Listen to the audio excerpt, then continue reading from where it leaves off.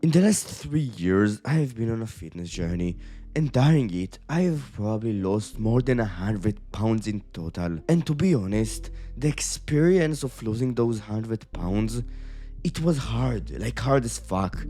But nothing compared to getting into a very low body fat percentage. If you would look at my posing videos and like my current body with in a cold room without a pump, you can probably guess that my body fat is fairly low, around 8%. And in this video, I will share with you 5 downsides of getting into a low body fat percentage. By watching it, these downsides, you will feel them by losing weight, by cutting, by losing body fat. Even if your current body fat is fairly high, just to a lesser extent. And if you plan on getting very lean, I promise to you that by the end of this video, you will realize why you shouldn't do it. And if by the end of this video you still want to do it, then you should do it.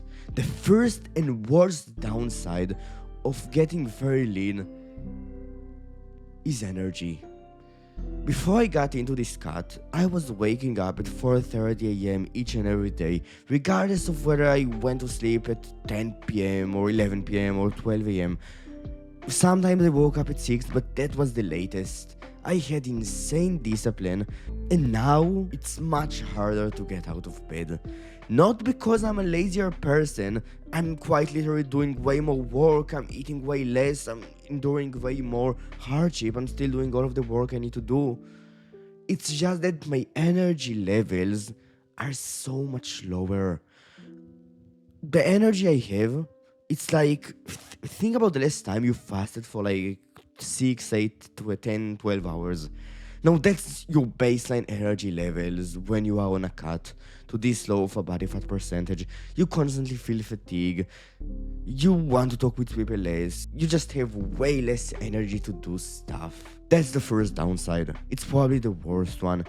And I don't want to really get into it, but imagine all of these times you had enough energy to do something you knew you should do. Let's say enough energy to go and work, enough energy to go to that workout and push yourself to your limits instead of half-assing it. When you are on a cut, you will have to have a lot more discipline to do all of these things, and in some cases you will just not bother. I scroll on social media way more than I used to right now these days, just because I don't have a lot of energy to do stuff. I will do what I need to do, I will do the basics, I will do my good habits, I will read, I will go to my workouts, I will make these videos, I will go out with friends, right? I will talk with people, I will be social.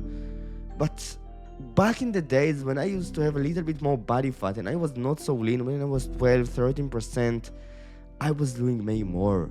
Like, I pushed myself to my limits each and every day and I had a lot of energy. My testosterone was higher, and that's another downside, that's the second one. And because of that, I lived a more fulfilling life. To be honest, that's the third downside.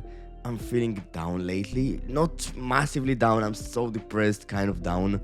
But I feel more depressed than usual. My testosterone has probably gone down lately. That's because I'm leaner. And if you have learned about the body fat hypothesis and just regular biology that everyone knows, common sense biology, you can probably guess that by underserving your body with calories, it rebels, right? It doesn't have enough energy to fucking produce testosterone, to produce the hormones it needs to function optimally. And because of that, mood goes down, testosterone goes down, energy goes down. All of these are downsides of being very lean.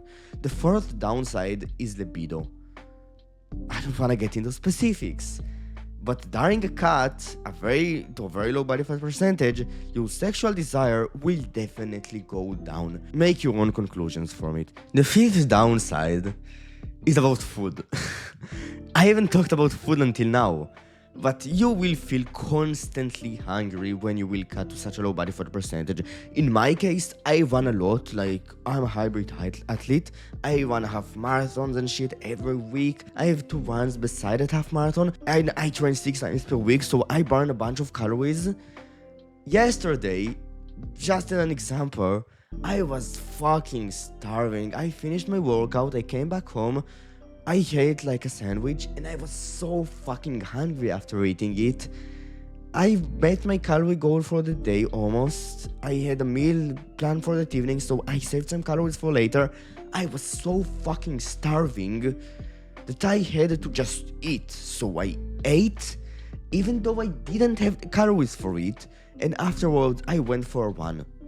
It was much easier for me to eat, like to satisfy this level of hunger and go for a run, even though the day before I went for a run and today I have a run, than to just wait and feel that hunger. The hunger you feel when you go to such a low body fat percentage is miserable. And you will have to endure it, either by doing cardio and eating or just by restricting food. You will feel it either way. There are days I eat 3,500 calories and I finish the day feeling hungry. That's because I burn so many calories, but I'm still on a deficit. So you will feel hungry regardless of what you will try to do. Hunger is a fucking constant. And that's the fifth downside. If you still want to go to such a low body fat percentage, do it. It's amazing, right? There are a bunch of benefits. You look way better, your jawline starts popping, your face starts to look really good. It's all physical appearance, but you also become way more disciplined, your self-perception goes higher. Sorry, I might develop body dysmorphia in the future, so maybe not this benefit. But you become more disciplined, you achieve more, you go to levels you have never thought possible, and it feels pretty damn good. It's fulfillment versus all of the pain I've just presented to you. That's basically it, bye.